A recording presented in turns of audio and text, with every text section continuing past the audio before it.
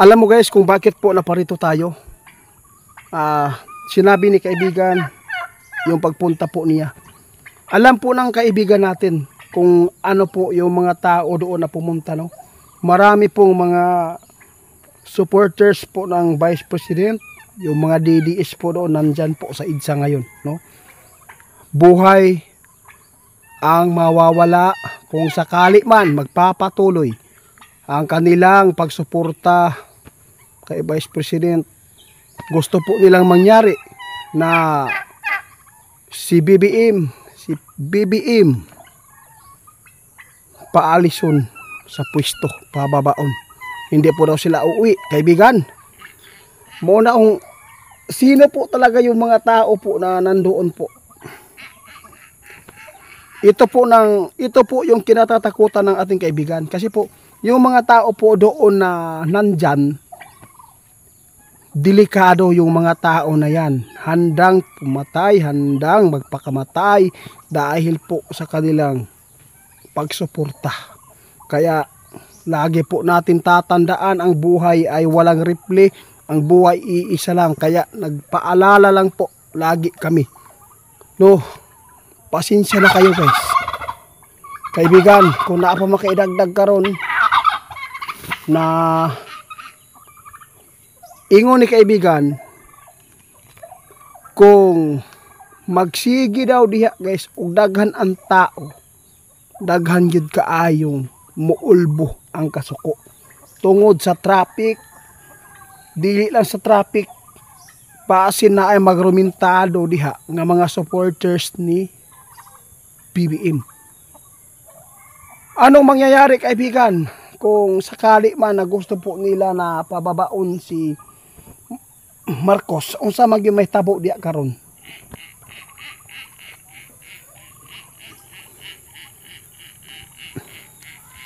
Nako po, ito ang nakikita ng ating kaibigan guys.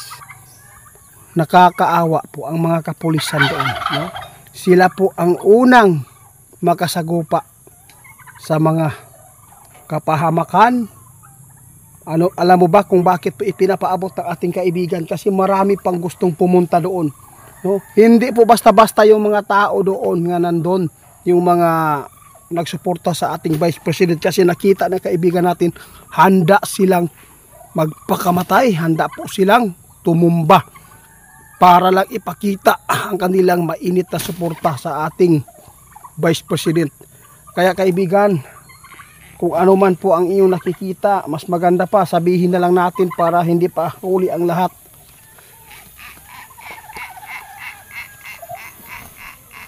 Alam mo guys kung bakit ito nagkagulo, no? Dahil po sa mga tao na sobra na magmahal ba sa ilahang giidodo. Dahil po sa kanilang paglaban, ibinibuwis po ang kanilang buhay. Kaya ang ating kaibigan nag-alala na po sa mangyayari doon sa EDSA. Kung sakali man pulbo ang samok, daghan gyud ang kinabuhi diya nga matala nga dili maayo. Kaya sabi ni kaibigan, hindi ninyo alam na yung mga tao dyan na nandun sa EDSA, alam ng ating kaibigan kung ano ang kanilang pakay. Ang gusto po nila talaga, unang-una kaibigan, ano po ang ilang gusto yun?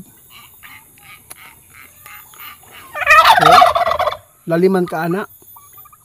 Kung hindi bababa si PBBM, anong mangyayari po? Kailan po sila doon mag-stay sa EDSA? Meron akong sasabihin sa inyo kaibigan, binabayaran po ba sila yung mga tao doon? Ang sabi po ni kaibigan guys, no comment po muna kami doon na kung meron bang binabayaran. Kung meron man, hindi po lahat, no? Prangka lang ni ato ang gikuan guys ha. Oo. Kung meron man, no comment po kami doon. Kung meron man, yung malalaki lang na mga tao. No, ang kawawa dito yung nasa mababa.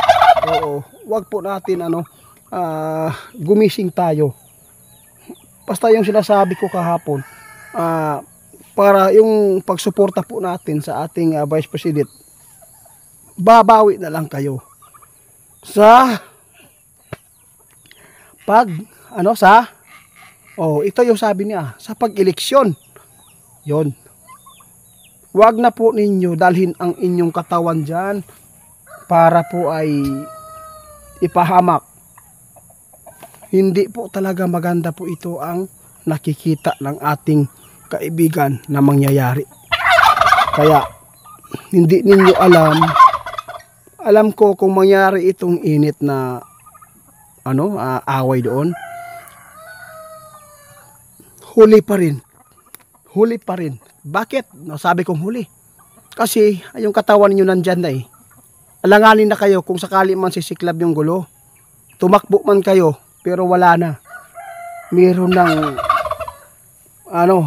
na kayong mararamdaman po na hindi maganda. Kaya wag po nating hintayin na mas lalo pang iinit ang kaguluhan.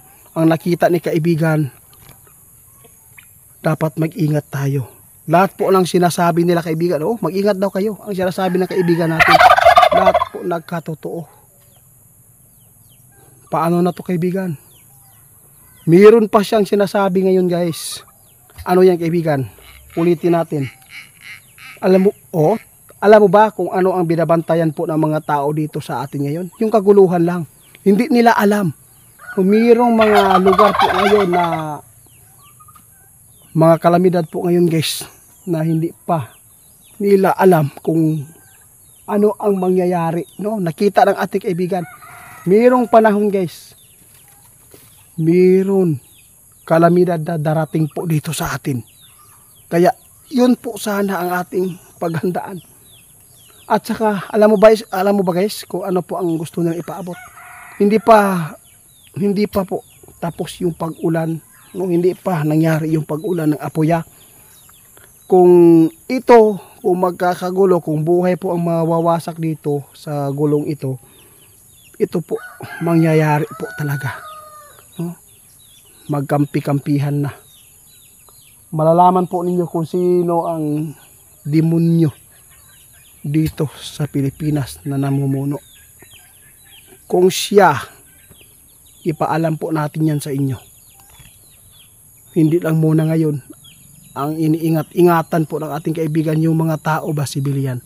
No, mayroong mga lugar ngayon guys nakikita ng ating kaibigan, nag-umpisa po na mayroon po pagpula, mayroon nahuhulog na mga apoy. Hindi lang po ninyo nalalaman dahil po naka-focus po tayo doon sa kaguluhan sa EDSA sa ating bansa. Kaya salamat kaibigan. Sana po ay kung ano man po yung kaguluhan, at least sana po hindi po ninyo makalimutan yung panahon namin na kalamidad. Ha? Sige.